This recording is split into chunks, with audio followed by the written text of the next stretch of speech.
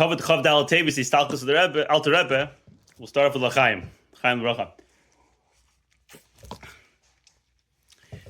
There's a known, the Alter Rebbe had this debate with Baruch Mezhebush, who was the Baal Shem Tov's biological grandson.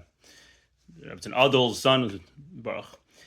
And he used to like to boast a little bit how his greatness, he's Alter Rebbe's grandson, Baal Shem Tov's grandson, and the Baal Shem Tov favored him and praised him, and he said, one time as a expression of his great closeness to the Baal Shem Tov, he was a young child, I was very young, and I was sitting in the Baal Shem Tov's lap, and the Baal Shem Tov asked me, what's the connection between the Levana and Chachma, or Lamed Beis Nesivas Chachma. I'm not sure if he asked the details, he just said Chachma.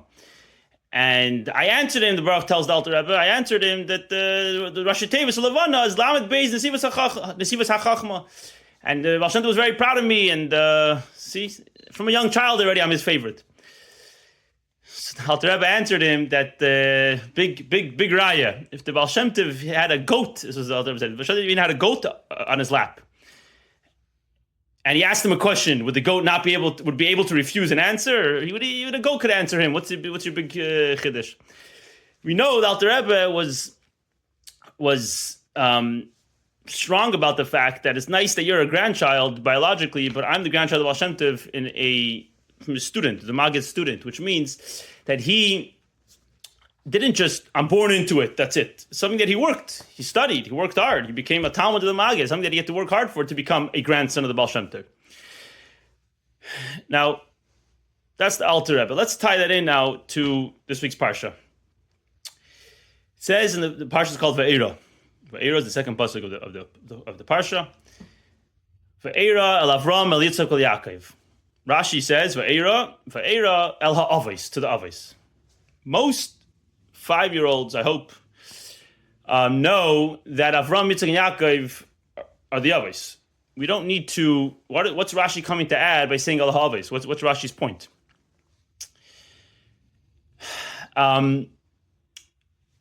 So let's see what's the point of this Rashi. What's the context over here? Ve'era is coming as a response from Hashem to the complaint of Moshe. Moshe is saying that the Yidden, you made it hard for the Yidden. Then the last week's Parsha, that you told me to speak to Parah, and that only made things worse.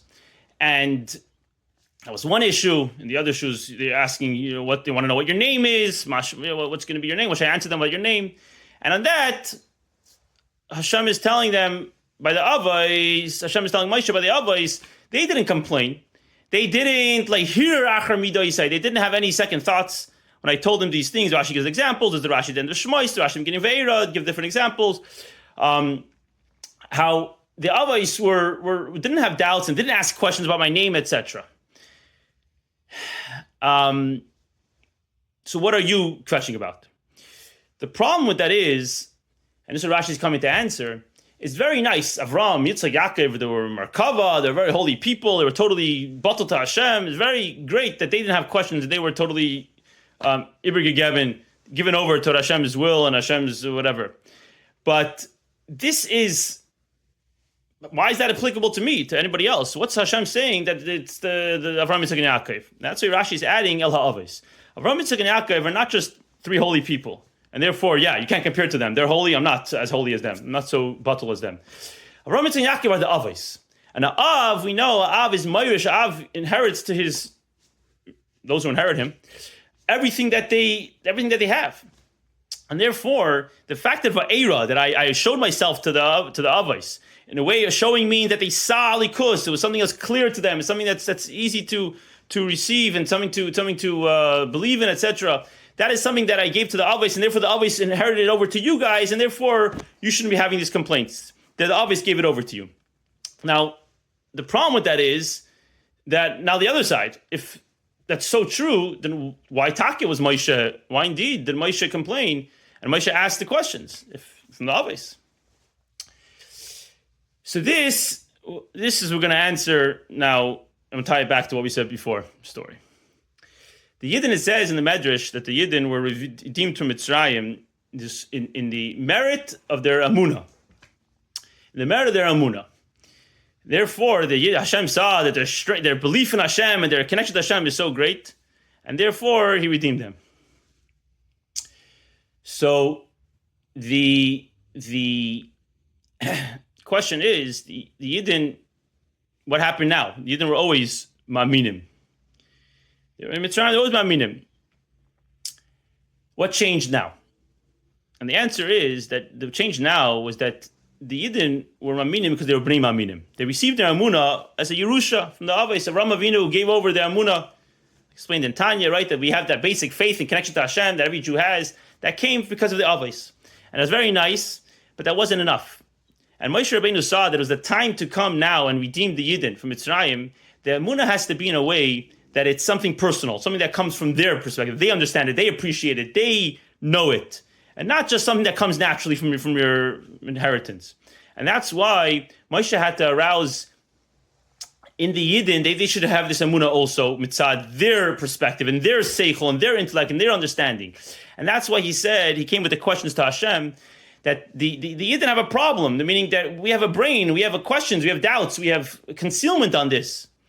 And Moshe's purpose of doing that was, because Moshe is a Raya Mehemna, as we all know from the Maimon about the Tetzaveh, Raya Mehemna, Moshe's job is to bring that Amunah and bring it into Re'ei Amunah, to give it to us in a pnimis, that we should take it inside, we should take it as personal, we should take it real inside of us.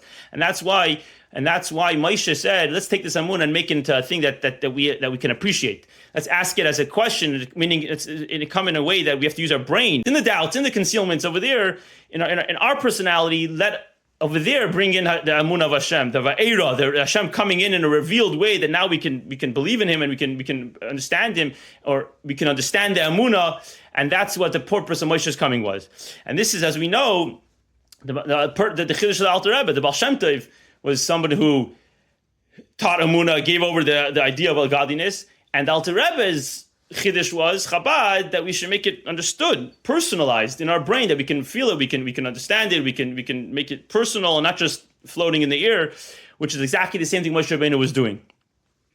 Anyhow, l'chaim again, that we should take the Chabad Chassidus that we have, the gift, and Taka spread it in ourselves. It shouldn't just be in our heart and the Amunah over there, but it should come into our brain, into our everywhere, and it should be something personalized. And then with the fruits of Manasech HaChutza, we should have, just like they had the Gula then, through Moshe Rabbeinu, we should have the Gula now with Mashiach Tzidkenu. L'chaim.